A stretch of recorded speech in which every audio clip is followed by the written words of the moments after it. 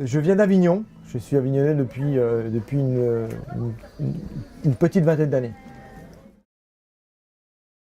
Ici au Tri, j'essaye d'activer le lieu, en fait, de le rendre vivant, voilà, et d'occuper ces espaces qui sont vides aujourd'hui et qui peuvent être remplis de plein de choses, d'émotions, de joie, de bonheur, d'échanges et de rencontres.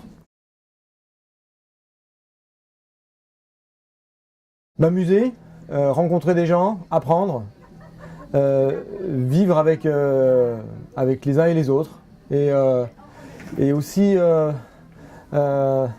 grandir, voilà, grandir avec tout le monde. Ça, c'est une bonne question. Ah, le bénévolat, c'est une belle histoire, c'est une grande histoire. Ça peut être aussi une belle utopie à partir du moment où on espère des choses les choses n'arrivent pas forcément comme on les a peut-être réfléchi, en se disant que c'est un mouvement citoyen, que c'est des êtres humains et on a tous nos envies et nos envies aussi. Et bon, quelquefois ça fonctionne pas forcément très bien, mais ça fait partie du jeu, en tout cas du bénévolat. Voilà, on devrait y réfléchir un peu plus, je pense, et voilà, on y réfléchira. Ah là là, j'ai connu le tri, c'est le tri qui est venu à moi en fait, parce que je faisais partie d'un collectif qui s'appelait Destination Démocratie. Et donc on essayait de réinventer un petit peu la société, etc. Et le tri, à l'époque, il y avait HAS qui était ici.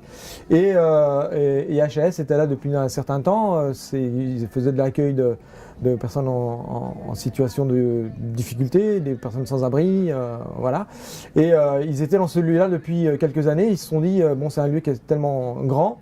Et dans lequel on peut faire plein de choses. Donc ils ont décidé d'ouvrir les portes de la grille du tri à d'autres associations, en fait, qu'à la leur. Et donc à partir de ce moment-là, et ils ont voulu également écrire un petit peu un texte, une charte de l'association avec une gouvernance partagée, horizontale, voilà, un homme, une voix, et des décisions qui sont prises,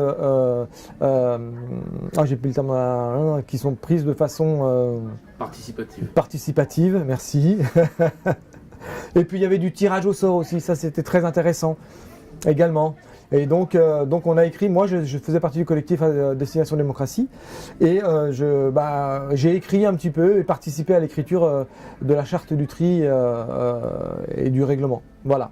Donc je suis rentré là-dedans, j'ai mis le doigt dedans et j'en suis plus sorti. Et comme du hasard, j'ai été tiré au sort pour représenter les utilisateurs du lieu. Voilà. Dans le conseil collégial. Voilà, donc voilà, je suis rentré là et puis là. Je suis là depuis 3-4 ans maintenant et je travaille dans une association qui, à Daïdif Kazi, on a été mandaté par le collectif pour pouvoir activer le lieu. Donc j'y suis encore un peu plus dedans. Voilà.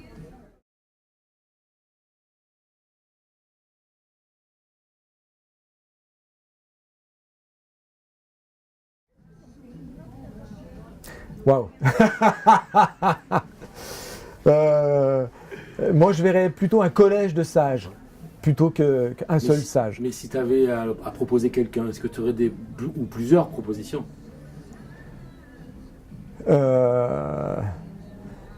Quelqu'un qui ait du recul, qui ne soit pas complètement impliqué non plus. Alors, j'ai une personne, mais bon, ça fait peut-être un petit peu trop, je ne sais pas. C'est assez rigolo d'ailleurs. C'est Marion, qui est mon épouse, qui je trouve, n'est pas impliquée totalement dans le lieu. Elle en a connaissance parce que je lui en parle. Pas trop tous les jours, j'espère. En tout cas, je la saoule pas avec.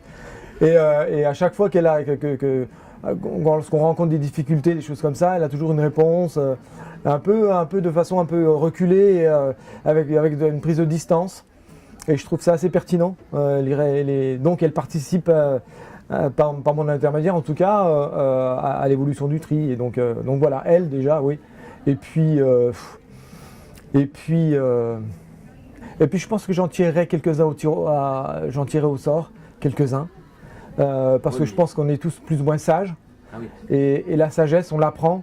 On n'est pas forcément, la société nous déforme tellement qu'on n'est pas forcément sage comme on devrait l'être l'un vis-à-vis de l'autre. Donc je pense qu'on a tous une sagesse en nous et le fait d'essayer de la pratiquer, ça la développe et ça la mûrit. Donc voilà, j'en tirerai quelques-uns au sort. Pas tous, mais une certaine partie en tout cas. Comme un laboratoire, on va dire. N'est pas vraiment sage qui vit sans folie.